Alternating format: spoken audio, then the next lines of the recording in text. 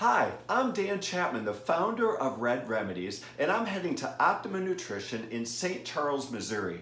Please join me for a seminar where we're going to talk about emotional health and stress. You know, emotional health in America is at a point of crisis.